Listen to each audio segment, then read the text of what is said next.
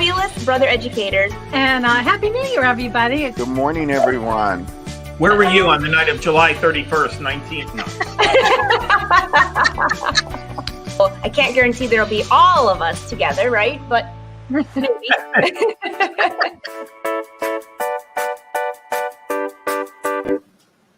Hello, Brother Sewing and Crafting family. I'm Angela Wolf, and welcome to At Your Side Virtually. Oh my gosh, we have such a fun show today. So a little bit of twist of events. As you know, Laura and I were doing a refashioning event, which I still have my sweater here, but Laura's little boy had a little arm accident. I think it was a broken arm. So unfortunately, she had to go for x-rays. But guess what? Even better, we got Joanne today, and we're going to talk about embroidery, some tips for embroidery, and I'm going to start my refashion sweater to get started on that, and then I'll finish it when Laura comes on. How's that? So I need some ideas anyways, and so this might be fun with Joanne because she's always creative, and this fabric I love. I just hate the sweater. So welcome everyone. Say hi, say where you're from. We are live on Brother Sews and Brother Crafting Facebook and YouTube pages, and we're very excited to be here. Both of us are brand ambassadors for Brothers, so let's bring up Joanne. Hey, Joanne, how are you? Hey, everybody. So good to see you. Nice to see you, too. Usually it's you and I hanging out on Saturdays watching the replays of It's So Easy. That's been fun, though. That's been a lot of fun. Yes. Watching those old, well, not old shows, but watching shows that we've done so long ago that we've like completely forgotten. I'm looking at it, like, what did I do there? Yeah, or it'll be something that I look and go, oh my gosh, I don't think I ever launched that pattern. I went on to something else. Yep, you start looking for your samples and whatever happened to that? I had that great idea way back then, and then another one came in its place. Absolutely. So I got a couple of funnies. Oh, hey, Reen, great to see you. Hey, I have to say, Laura and I were going to work on this refashion project, and it's kind of fun that you're on here today because I needed some ideas for two things. One, okay. The shirt I'm wearing has no sleeves.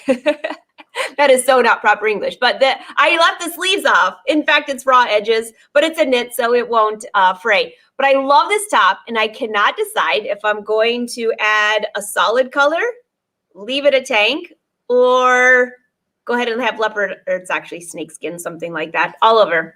What do you think? I vote for actually, I mean, you look so great in those tank tops. They're kind of almost your signature style. I probably would vote for leaving it as is, but that's faster. You know why, Joanne? I mean, it's like so cold outside, but I end up running all over my studio before these live shows that I'm like dying. And I had on a really cute sweater, but by the time I go to the live show, I've got like half my clothes are over here. And I'm like, okay, I gotta take top.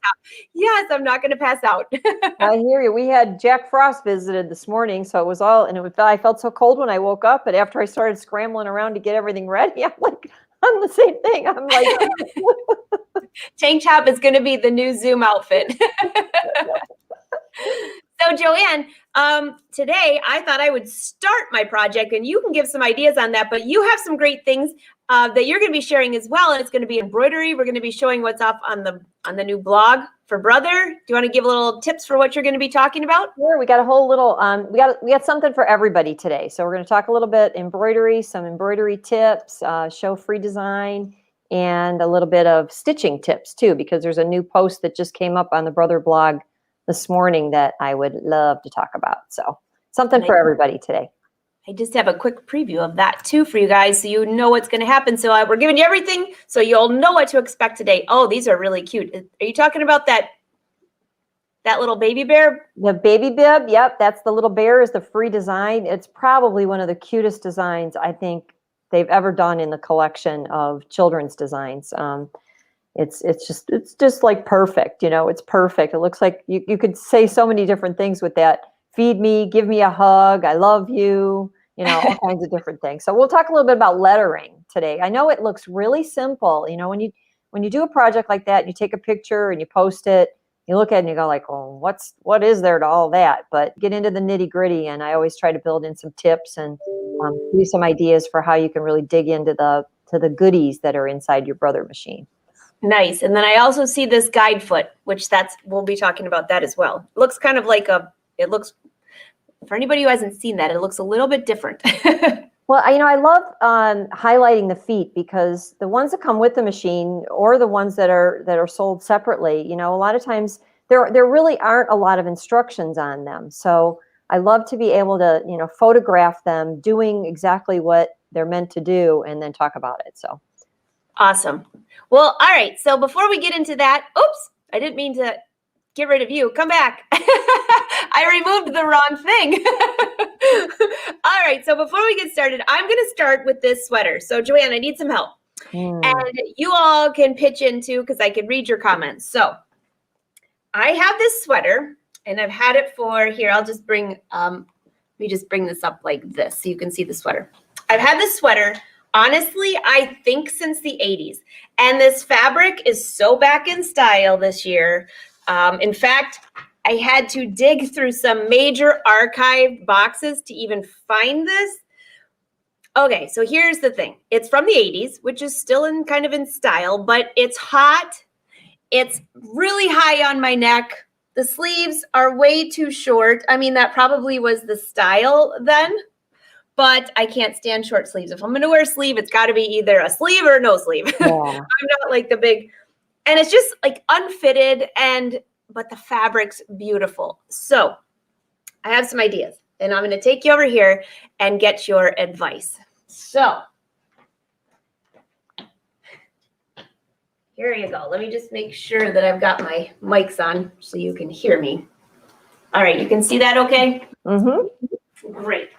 All right, so you guys are going to think I'm crazy, but I'm going to start this whole project. First, when I go to restyle, I kind of analyze what this looks like. You can see this now a little bit wider. Move this over. I was teaching all weekend for the virtual expo, and now it's kind of like cleanup in all the aisles. So there's a couple of things on this sweater that I don't want to lose. First of all, the hem. I love that it's like a knitted hem finish. I really don't want to lose that. Yeah. On the sleeves, I love this part too for the sleeves. I just don't like the sleeves. And it's all too big through here. So. Does it have raglan sleeves? Is it raglan or are they set in? No, they're set in. Okay. So I'm just going to cut off the label first. And in here, I wasn't sure if it was actually knitted, because then you have a few little issues. Because if you cut the wrong thing, you could end up with like a pile of yarn. Yep. This is actually knitted and it's sewn. That's a serged edge, so it is sewn in. The fabric doesn't really have a stretch, but it's such a loose weave that it does. So I'm thinking I'm going to go all out here. I'm starting by cutting the sleeves off. I'm just going to, no sense in even waiting with those because I know they're coming off. I might use them still. So I'm cutting with my ginormous scissors. Chop, chop. Right along the seam. And by the way, if you do this at home, be cautioned because if I start pulling this knit will come unwoven. So I want to be very careful not to pull the sweater too much now. And just see what this looks like. I might just have a sweater tank top. Isn't that what you said my signature is now? Yep. Hey, we got Sharon on here thinks she had the same sweater. Isn't that a riot? Hey, Sharon, good taste. I know. When I was going through some of the catalogs during the holidays, I was like, I know I have this sweater somewhere, and I just found it. And Anne says, cut it up the middle and make a cardigan. That was my first thought. I was thinking that too. You guys have great minds. I think all of our great minds think alike. That's what I was thinking. But I can't cut up the front unless I have some stabilizer on there. So, yep. All right. So this is what I have now. Oh, that looks pretty already. Yeah, it's way better. So just a quick look at what these sleeves would look like. Shirley says you're brave. See how short these were? It's so unflattering on me. But, it probably would have been kind of comfortable. But the sweater was so big, I just didn't like it. So I could technically keep this part of the sweater, maybe cut it off here, and add like a mesh with some embroidery on the end of that. So then I have a sleeve, but then turn this more into like maybe a sweatshirt with a bell, like my Bella top. Hey, yeah. How about this, Joanne?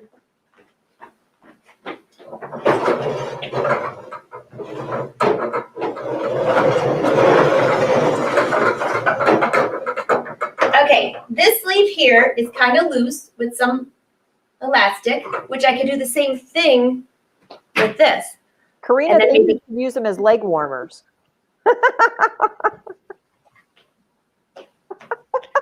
Oh, you're so bad. You're so right. It would work too. So, okay, I think I'm going to save this. I like the vest style. And so now if I take this, I'll just hold it up. I can put it on my dress form, but I'll hold it. See, you can see how big this is. But actually, as a tank, it's not too bad. No, it looked. As soon as you cut the sleeves off, I like the way that looked. I wonder if you could use the bottom of the sleeve and use it as trim on the neckline and maybe make a V-neck out of it. All right, let's see how much there is. Somebody suggested that. So this is nicely finished here as well, actually. I was kind of impressed by that. I like the idea of cutting it down the front, but you're thinking taking this and using it as a V-neck?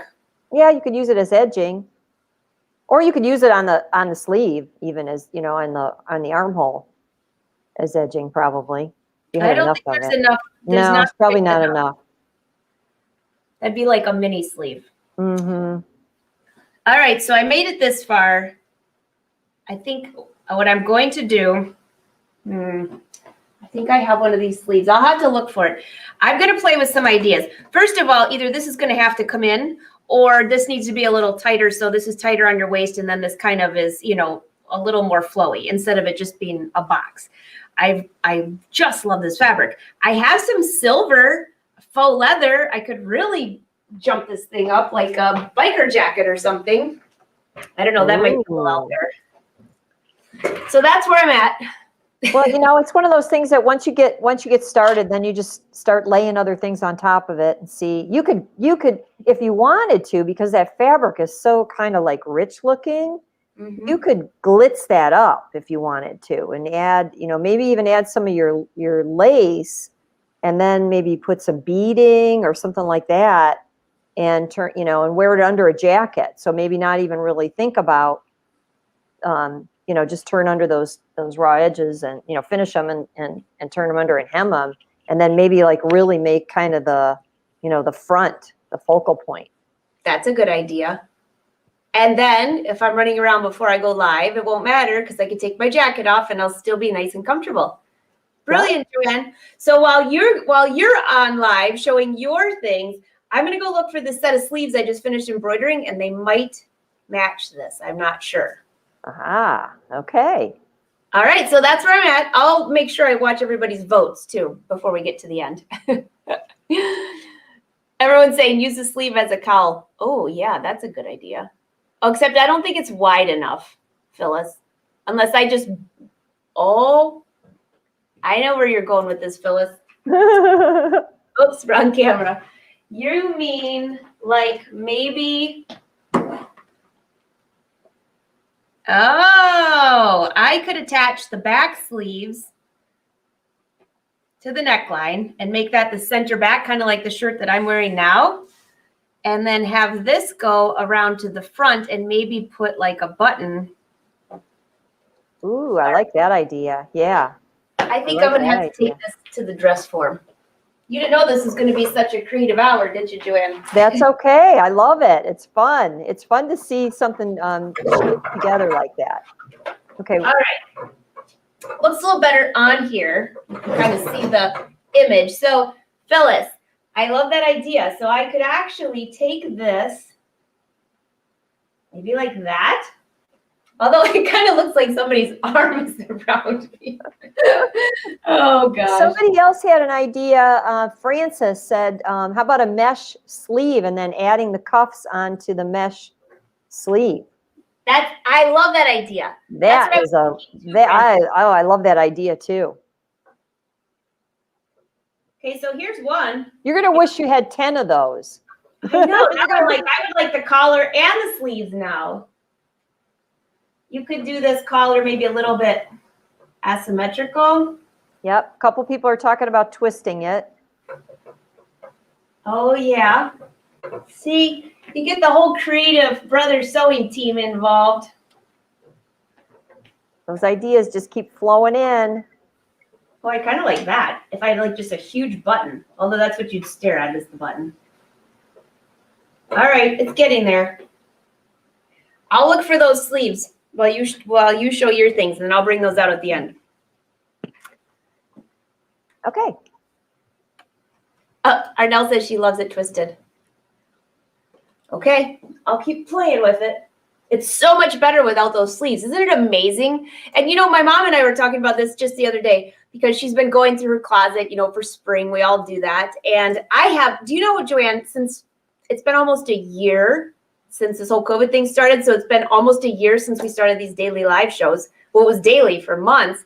And my closet at home has a whole row of blouses and sweaters and all these things that I wore when I was traveling. I mean, it was like I literally would wash them, hang them back up, and they go right back in the suitcase.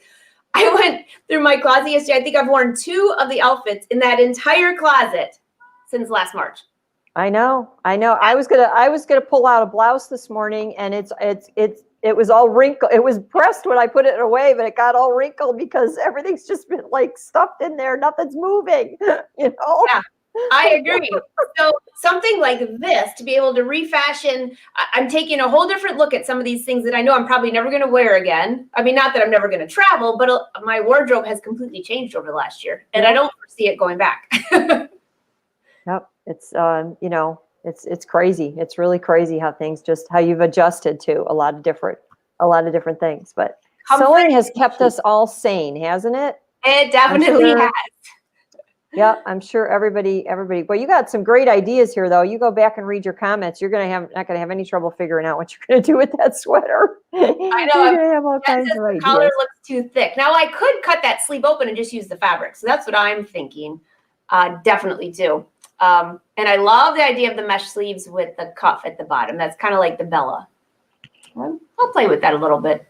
So Joanne, I got it for all of those wondering, what in the heck, how do you sew with this foot? I'm bringing this up because this is, you have such great tips for sewing machine feet and how to use them, where to use them. And sometimes we'll even be here and we'll be talking. I'll be talking with some friends and they'll say, I didn't even know you could buy extra feet for my machine. I thought you could only have what it came with. And that's so not true. So, well, you know, I like to say there's a tool for every task. And just like, you know, you have tools in a tool, you know, tool drawer or tool room or a tool chest, whatever, you know, everything has its plan and its purpose. And it's the same thing with our sewing tools, that, you know, every different accessory that you can buy has a real dedicated task, but there's lots of other different ways to use it. So that particular foot, it's now I'm forgetting the exact name of it, but I think it's called the stitch guide foot. There may be some people on here that recognize it from a while ago. And it is a foot that came with a machine a few generations ago, like the Quattro. And it had special markings on it so that it could coordinate with an automatic stitching effect on that particular model. And, you know, it worked really good. What it did, it allowed you to sew like in a straight line without really having to handle the fabric.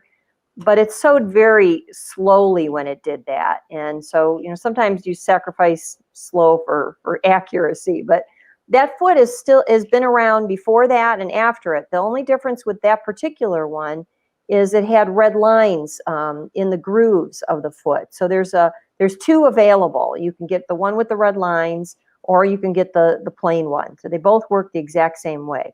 What I like to show on the bottom there is that foot, the stitch guide foot, is essentially the same on the bottom as the J foot, which that's the upside down version of the J foot on the one side with the black button, and then that's the stitch guide foot on the left. And you know, again, it's all the little things that are so important. I wonder how many people out here today that are, you know, with us have experienced a time when they were sewing and they felt like their fabric just wasn't being grabbed as it was being fed through the machine. And I know a lot of people will put on a clear foot because it gives you great visibility, but they may not realize that when you have that clear foot on the bottom of that clear foot is a big open channel, as opposed to the 2 feet that we just showed there they both have a very flat bottom, and they have just enough of an opening there for a zigzag stitch to go underneath. So that's what you want when you need really good contact with your fabric. If you're sewing lightweight fabrics, you absolutely need the flattest foot possible, or things kind of slide around a little bit. So that's why I turned both of those upside down, if you're wondering what that crazy idea was all about, so that you could see that they're mostly flat. And the flatter the foot is, the more contact it's going to have with your fabric. So it's going to help grip it and grab it. But if you go to that, by the way, Joanne, when you're talking about that, I'll bet you a lot of people probably don't even think about what's at the bottom of their foot, and that really makes sense, though. And so now people will be like, the light bulb will go on. Oh yeah, my fabric's not gripping. It is just like any kind of a tool. It was designed for a specific purpose. So when you look at it, well, why does it have a black button on the side? Well, that particular one, that black button is designed for you to be able to press that button in when you're going over, a hump of a fabric or some thickness. It works even at the beginning if you're sewing something that's thick at the beginning, because it levels it out. It's a leveling, feature. But if you don't know what it is, you don't know how to use it, and you're just kind of like you're wasting what it does. But if you look at that, so if you look real close, you can see that the foot is divided up into lines that are 2 millimeters apart. So if you're sewing a regular seam, you can find out what line on that foot would give you the width for your seam allowance, and you just simply line up the raw edge of your fabric along that line. So, if you're sewing in millimeters, that's fine, but if you need to convert it to inches, just take a ruler and see where that lines up at. I like to use it for top stitching and edge stitching. So we did a project on the brother-sponsored It's So Easy TV show a while back, where I did what I call channel stitching, which is just really close, straight lines of stitching that are lined up perfectly with one another. And when you think about it, how would you do that? Well, you could draw lines on your fabric. And if you draw lines on your fabric and you try to sew on those lines, I would just about guarantee you're going to go a little cockeyed somewhere or another. Yeah. Years ago, when I used to teach beginning sewing, I used to, kind of marvel at how difficult it was, and we were all there at one point, to sew straight. Now, we've been sewing straight for so long that we just do it naturally. But a lot of people, if they're taught to sew by stitching along a drawn line, it somehow messes up with your eyes, the motion of going forward and the needle going up and down, and you trying to kind of like coordinate all that just kind of doesn't mesh in your mind. But if you sew with some sort of an edge guide, even if you put tape on the machine or a Post-it note, or we've got edge guides, we've got seam guides, all those different things. You're not watching the needle hit the line and try to follow that. You're following that edge guide, and it just gives you just such a much easier way to do that. So that foot basically has edge guides built in 2 millimeter increments all across that foot. And all you need to do is line that up with the edge of your fabric or another line of stitching.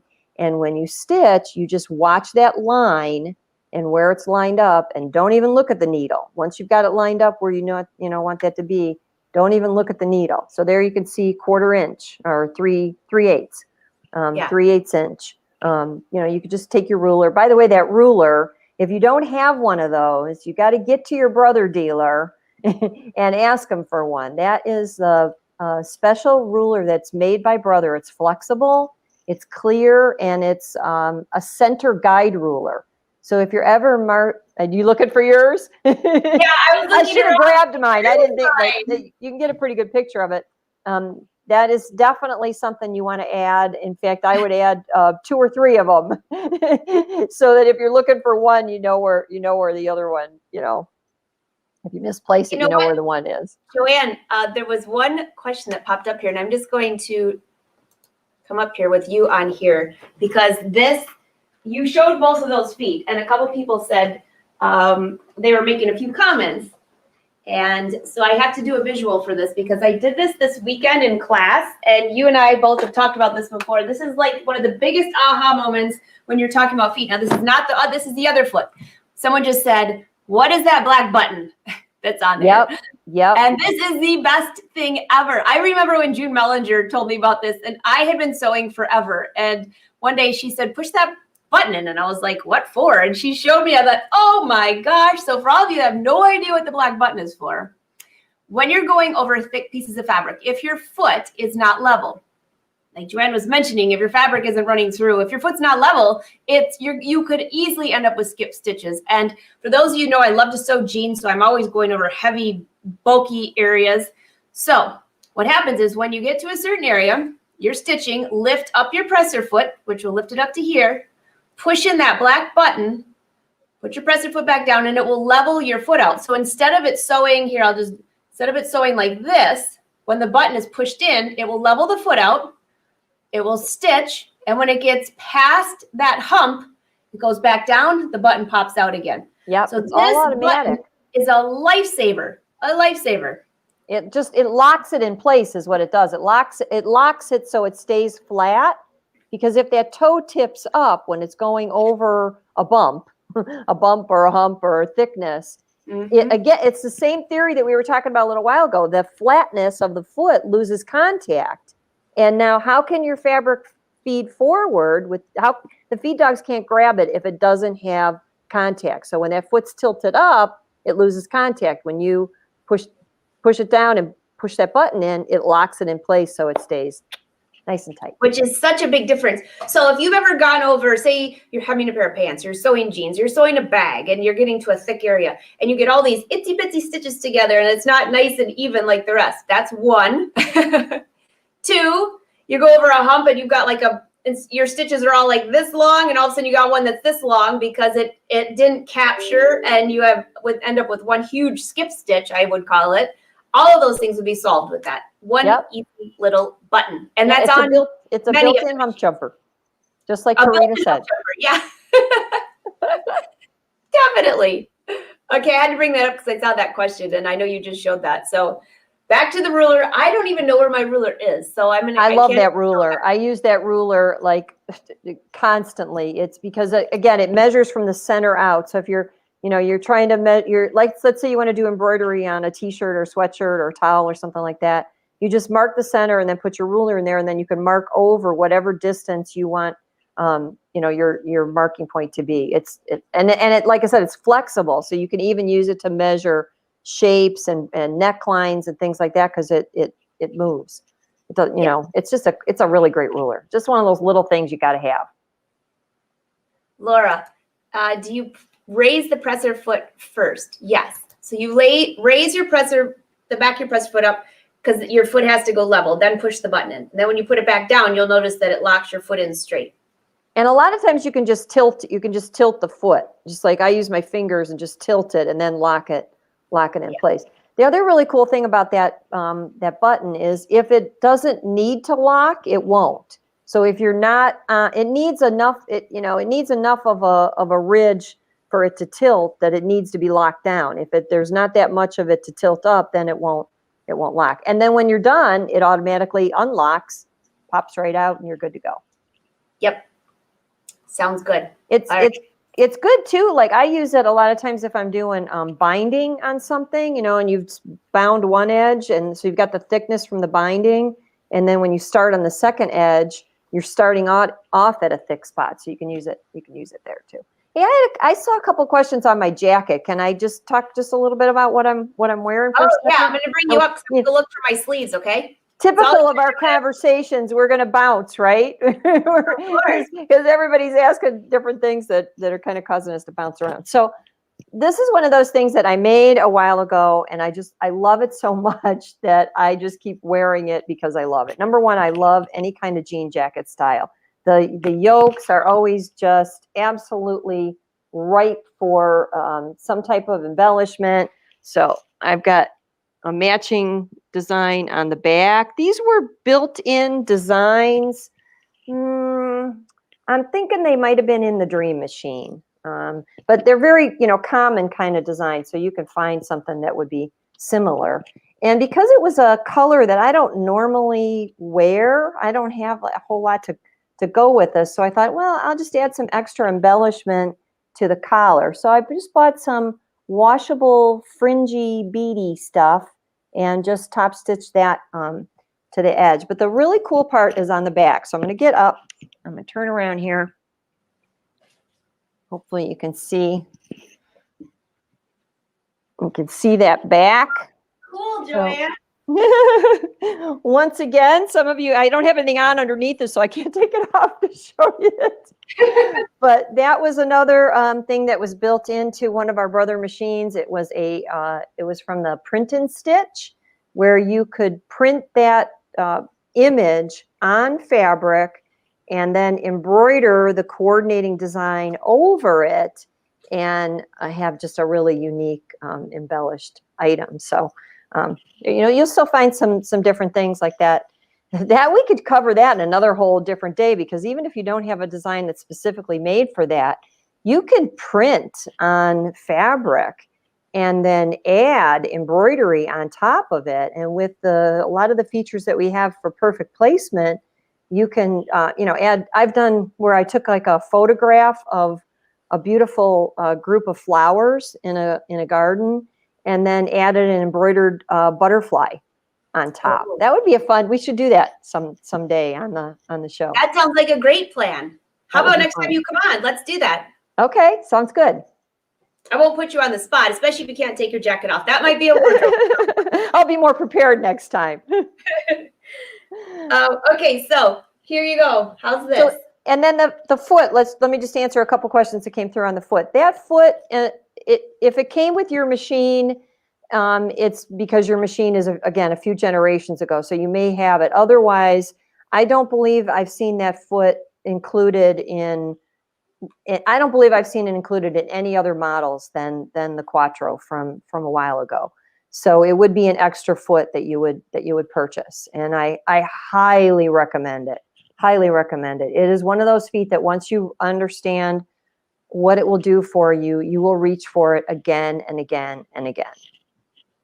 I love that. And you could also use it in combination with, so you can see there I did a welt seam, and I just used it so that I could stitch a perfect distance from that turned under edge of the seam allowance. It gives you accuracy. And anytime you can have your stitches just look perfect, it makes you look like you are really good. And again, what it really is all about using the right tools. So definitely check out that foot. And we have a link in the blog. Right down below. You can find blog.brothersews.com. If you look right down below, that's where you'll click to find this on the blog. Now, by the way, the blog will be moving to a new location, but don't stress, you'll still be able to find it. But I believe from March 8th until the 20th, you might not find anything on the blog because they're moving all the content to a better, more improved website. So Great. Just FYI, go there now and get all this, because in about a week, you're going to have to just wait patiently. Oh, here comes the cat. Now, Deanna's saying that came with the Dream Machine and the Luminaire. I might stand corrected on that, but I have to tell you what happens with me, and I apologize for this, but when I have machines and I still have machines and I get a different one, I still keep all the feet. And so they kind of tend to, they get mixed together, because I will readily admit to you, I do not keep them all in the nice little box that they came in. I have a bag that has zippered pockets in it. And that's where I organize all my feet, because I have so many of them that there's no way they would all fit. I have, so many extra ones. So they do tend to get a little bit mixed up. But let me just give you one really quick tip on that. If you ever want to know what came with your machine, all you need to do is either find your manual or pull up the manual. You can get all the manuals online at brothersews.com. And within the first few pages of the manual, it will list every single thing that came standard with your machine. Okay? It's also good to know if you're ever trading your machine in and you're heading over to your brother dealer because you want to move up to the next model, you can go through and see everything that needs to be packed when you take that machine back. That's a good tip. I'm bringing this back up so you guys, some people are asking the name of the foot. It's the Stitch Guide foot. Stitch Guide foot. And I believe I have a link in there directly to the foot so that you can find it on the Brother website. Oh, perfect. And yeah, I don't think mine came with the luminaire, but at the same time, mine again is, right before they go onto the floor. So it's like basically been moved around. So you never know what, I always have to get the manual to check, was this supposed to be with it or was this from my last machine? Same with you, but that's part of, when we're brand ambassadors and we're testing machines and working on machines and getting videos and blogs done. You just never know. It's about sharing. Yeah, and it was, let's see, somebody in here had a great idea. I missed the name, though, real quick because the comment flew by, but she keeps her feet in a tackle box, I think she said. Oh, yes, I do that. I have a couple old machines down in the basement. One's a commercial industrial machine, and so the feet were a little bit different on that, so I did the same thing, put it in the tackle box. Well, I haven't decided if Wynn took my crafting boxes for his tackle or I'm taking his tackle boxes for my sewing, but either way, they're about the same. Just depends what store do you go to, which one's more expensive. But that's a great thing for feet because I use the P-Touch and labeled each one, and then if it had any part of a little, sometimes they come with an itsy bitsy booklet, with some tips, and I stick that in there too. Yep. It pays to have them all in one spot. But again, I'm a little guilty of not because, well, that's the other thing. When we would do the brother sponsored It's So Easy TV show, you would take a lot of stuff with you because it was just easier. I mean, they had a lot there, but it was easier to bring your own. And then so things get they get scattered a little different places. Definitely. Lorraine has a great idea. She put hers in ice cube trays. As long as you don't put it in the freezer, you're good, Lorraine, right? Lots of good ideas here. Definitely. Lots of good ideas. So, hey, Joanne, let's look at that embroidery design of the month, which is super cute. Bring this up. So, and I'll tell you lately, because I think somebody asked what foot. I try to, because I'm doing blogs that I want to help everybody out there, no matter what machine they have, because, we all start somewhere and you might be starting with a 4x4, with embroidery and then moving up to something else. Naturally I have the, great advantage of being able to work with the top of the line with the luminaire, but I do a lot of projects on the Brother NS 1750D as well, which is a 4x4 machine, sewing and embroidery combo. And so a lot of the pictures, and I'll usually say in the blog what machine it was used on, but it just goes to show you that, a lot of these things, like you can learn a lot on the machines that have, a little less hoop size. And then somewhere down the line, you'll apply that. If you do upgrade later on, you'll apply that to the next machine. So again, that, the baby bib, got it right here, just looks like a little simple thing. But in the tutorial, what I did is I talked about how to edit your letters. And I covered just a few of what my favorite tips. First of all, I will tell you almost all the time when I do lettering, I'm talking about the built-in lettering that is right in your machine. You've got all those great font styles. I almost always start with a size small font. I wonder how many of you out there have selected your font, programmed in your letters, and you want to, program in I love you or whatever, and you get to LO and all of a sudden it won't let you put the V or the E in because you've chosen a larger size and it's not gonna fit your hoop. Well, if you start with small, you can always go bigger because we've got the resizing key once you get into edit mode. So I tend to start small and then add, sizing after I've already programmed in my after I've programmed in my string of lettering. Does that make sense? Did I make sense? It sure does. Although we always say with embroidery, go big or go home. Well, that's true. That's true. But I'm just talking about, when you start off with programming in those letters, if you have a big hoop size, if you've got, giant hoops, that's a different story because you're probably not going to run out of space. But on something like this, you're not going to be working with something very big very big anyway. So that's Joanne, what you said there though is really important, because I think a lot of people feel like if I have a lower end machine and I have a small hoop, I can't do these projects, and that's so not true. So what you said there is totally accurate. I mean, any machine you have, you could do this on. Well, embroidery machine.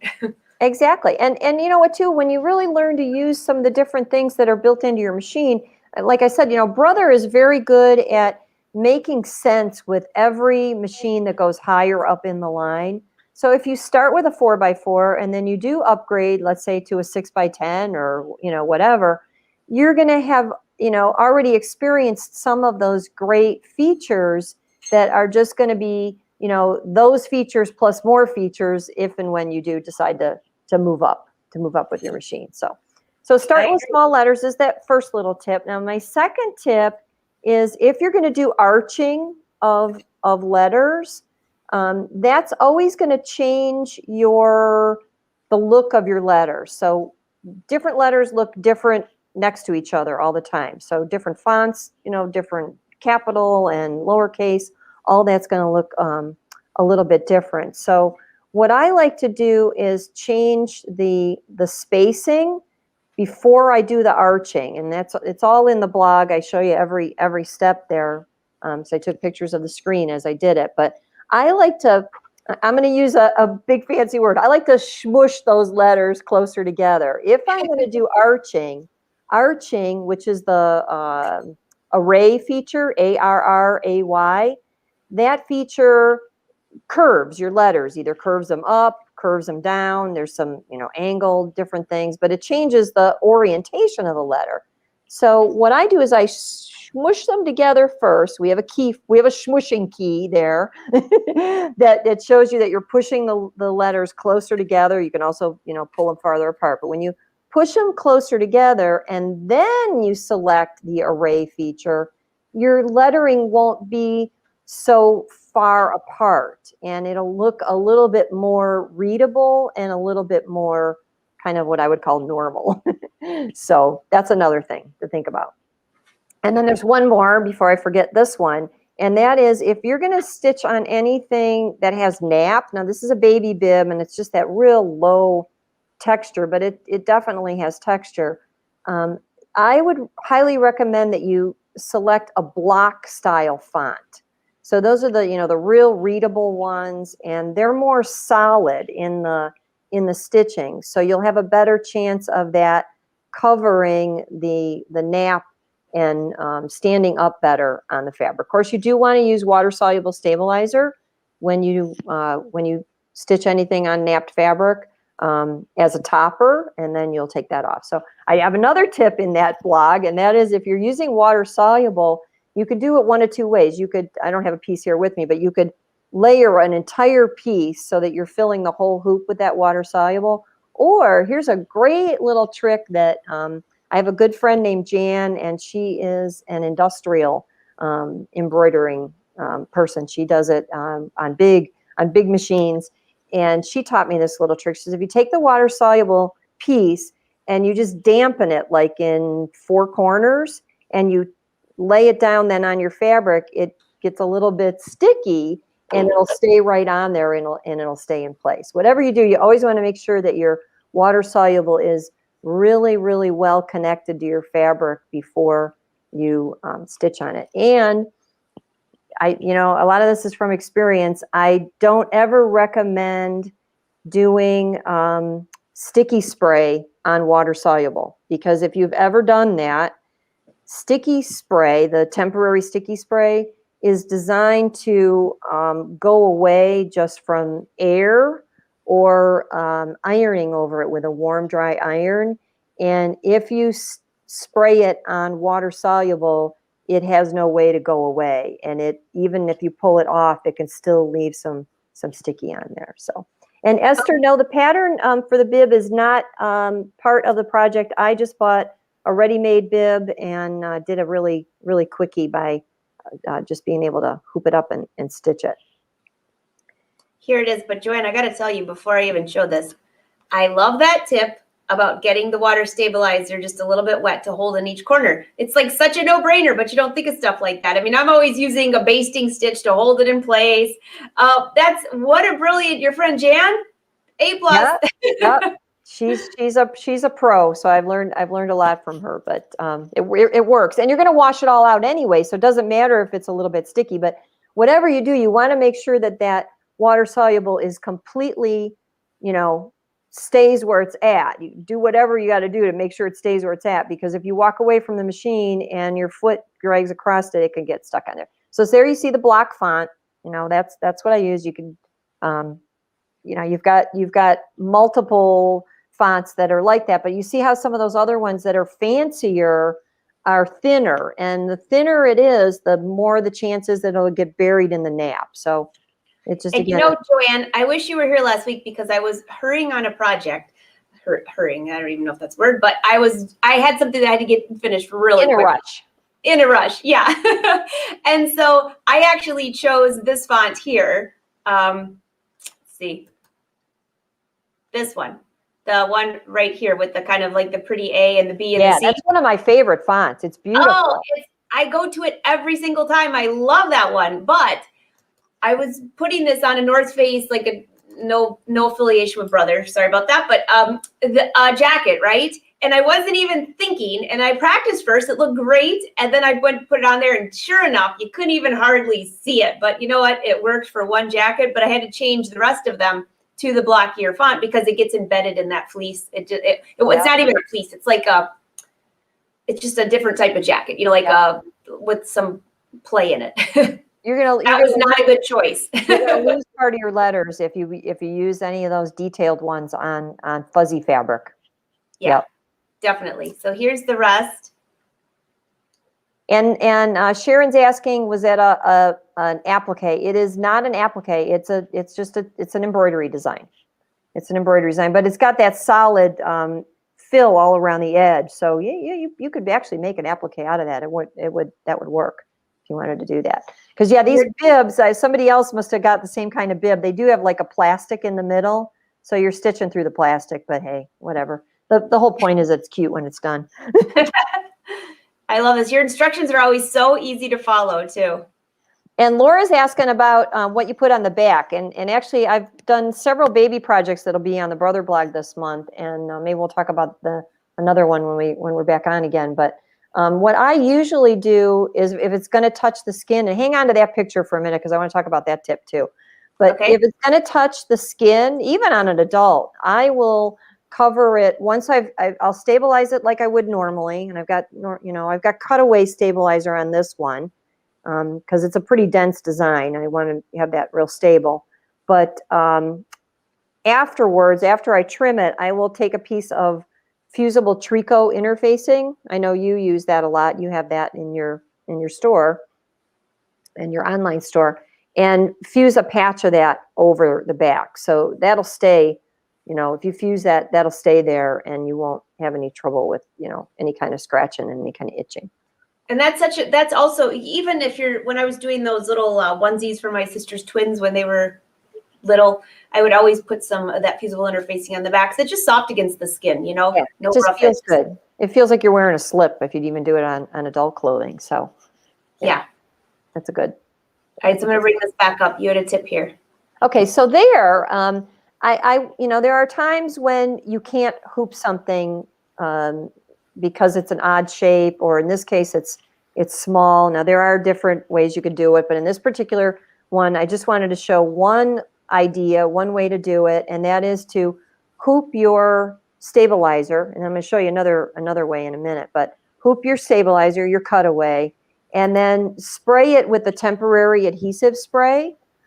Be really careful with those adhesive sprays. They're wonderful. They're one of the best things we have, to use in our embroidery repertoire. But a little bit of that is enough. If you overuse that spray, it's gonna be a mess because then it's gonna stick to your needle and all that. So be very careful and read whatever the directions are on the sticky spray itself. Most of them you need a pretty good distance of at least like 12 inches or more when you do that spray.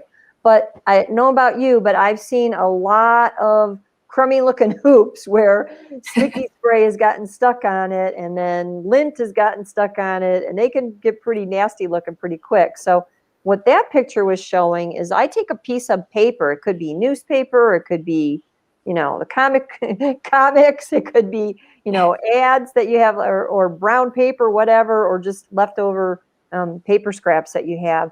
And I will cut a window so that it's exposing my stabilizer, and then tape it, and then spray my sticky spray on it so that none of that spray is landing on my hoop.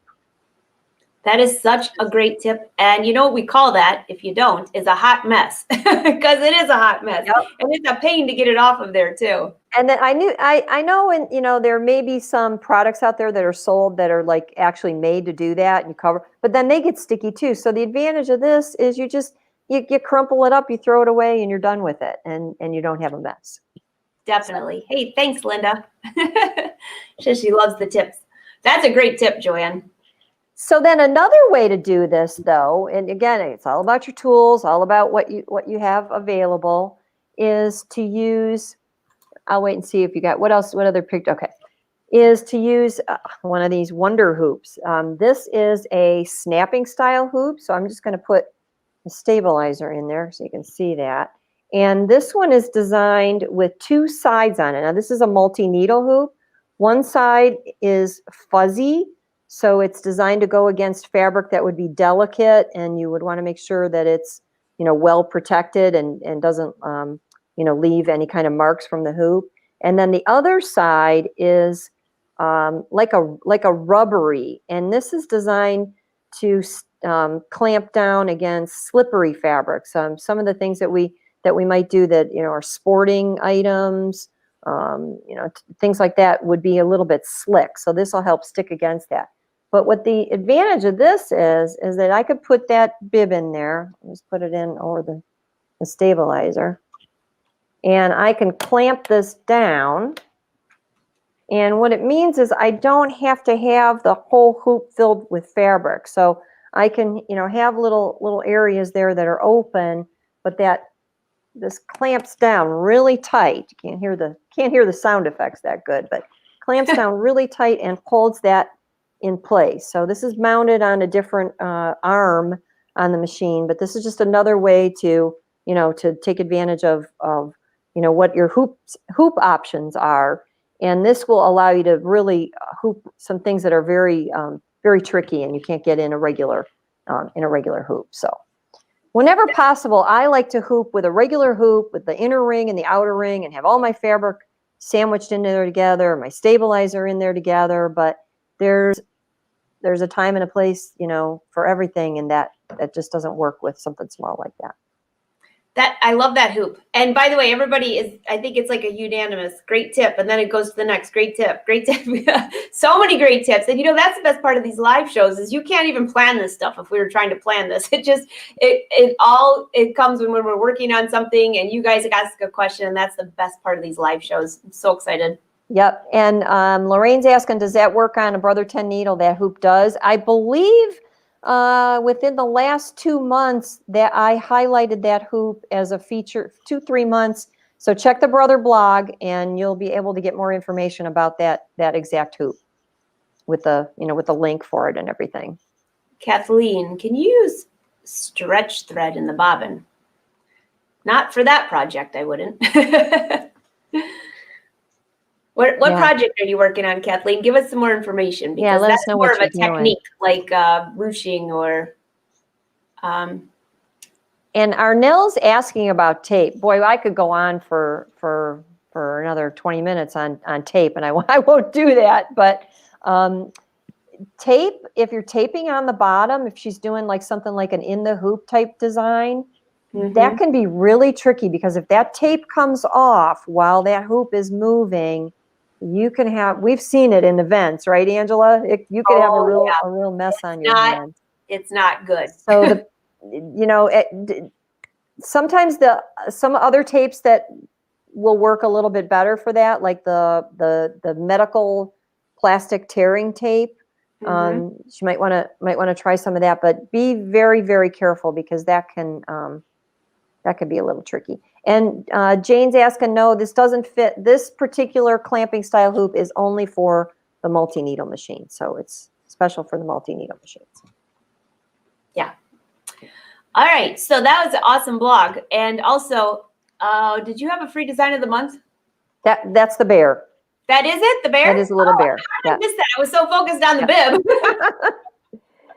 So it's cute. It's really cute. You're asking, no, the bib's not included, but the bear is. Exactly. Bibs.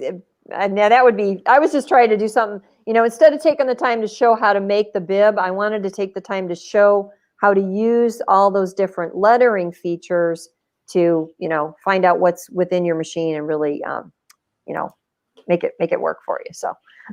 Oh, thank you.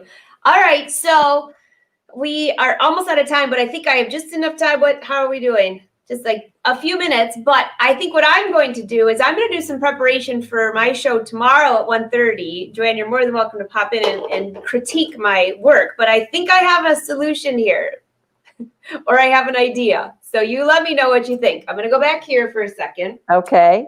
Look what I found. I found my mesh. Now, this embroidery does not really match this top, but I was using this actually is from my last episode of It's So Easy, where I made the Bella top. And see the mesh sleeve, which looks beautiful with this pink, doesn't it? It's gorgeous.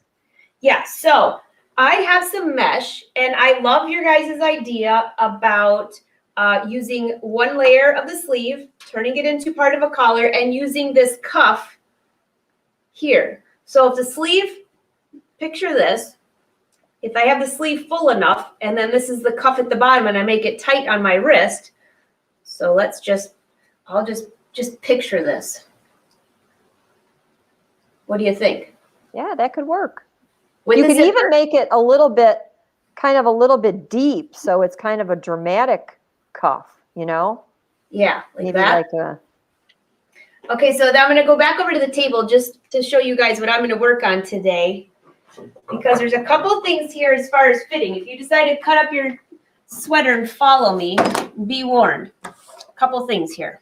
So one, I'm not going to use that exact sleeve. I'm going to see if I could find something. I'd love to tie in more silver or a darker color to make that rich silver come out. So I got to go through my stash.